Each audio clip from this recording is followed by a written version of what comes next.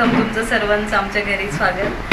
खरं तर गणपती बाप्पा बुद्धी व कलेचं दैवत असून ह्या देवताला जर काही आपण समर्पित करू शकतो तर याच्यापेक्षा सुंदर काहीच असू शकत नाही। तर सर्वप्रथम आमचं सगळ्यांचं एक मनापासून म्हणणं असतं की जी काही आरास असेल ती घरीच केली पाहिजे, कारण ज्या देवताने आपल्याला बुद्धी दिली आहे तर त्या देवतासाठी स्वतःच्या मनाने स्वतःच्या कलेने काहीतरी करणं हीच त्याला समर्पित केलेली भावना आहे सगळ्यात महत्त्वाची। आणि बळीराजा का तर जेव्हा मतदारसंघात प्रचाराच्या निमित्ताने फिरण्याचा योग आला आणि हे सगळं आम्ही नुसतं बघितलं नाही तर अनुभवलं पण आहे। माझे काका असतील, माझे वडील असतील, आम्ही सगळं शेतकरी कुटुंबातून येतो, त्याच्यामुळे शेतकऱ्यांच्या व्यथा आम्हाला माहिती, रादर आम्ही ते जगतोय, त्यामुळे का नाही त्याच्याशिवाय कोणाला साकडं घालायचं। तर हे बळीराजाचं जे काही प्रश्न आहे ते सगळे आम्ही त्यालाच देतोय किंवा त्यालाच सांगतोय की तुझ्या ओंजळीत घे आणि बस बळीराजाला सुखीचे दिवस येऊ दे, सगळीकडे आनंद होऊ दे।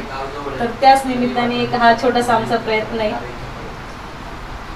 इकडे आम्ही लिहिलं आहे की अन्नदाता सुखी भव, किती संकट आली तरी त्यावर पाय ठेवून जो खंबीर उभा राहतो तो म्हणजे बळीराजा। खऱ्या अर्थाने हे सगळ्यांना सांगणं आहे की तुम्ही फक्त खंबीर राहा, आपला बाप्पा आपल्यासोबत आहे आणि नक्कीच आपले दिवस येतील आणि तुमच्या निमित्ताने हे दिवस आपल्या आता परत तुम्ही इकडे काही फोटोग्राफ केलेले, त्याबद्दल काय सांगा तुम्ही त्या फोटोग्राफ? खरं तर हे सगळं आपल्या माणसांच्या आशीर्वादाने, बाप्पाच्या आशीर्वादाने आपल्या सगळ्यांच्या आयुष्यात आलंय। रामकृष्ण हरी म्हणून जो गजर झाला होता त्या रामकृष्ण हरीमुळेच आज खऱ्या अर्थाने तुतारी वाजली आहे।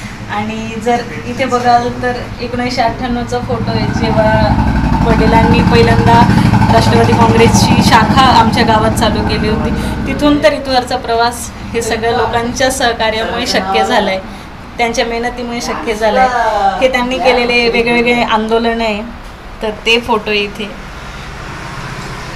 महाराजांना मुजरा करून ते संसदेत आज दाखल झाले आपल्या सगळ्यांचे प्रश्न सोडवण्यासाठी। बस तर तेच बाप्पाला थँक्यू म्हणायचं होतं की तुमच्या सगळ्यांमुळे, तुमच्या सगळ्यांच्या आशीर्वादामुळे हा दिवस आला आहे।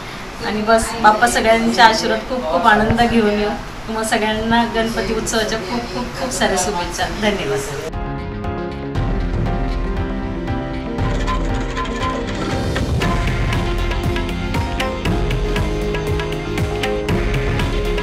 हे आहे देशातील नंबर 1 न्यूज नेटवर्क आणि आपण पाहत आहात TV9 मराठी। काळजी तुमची, हित महाराष्ट्राचं।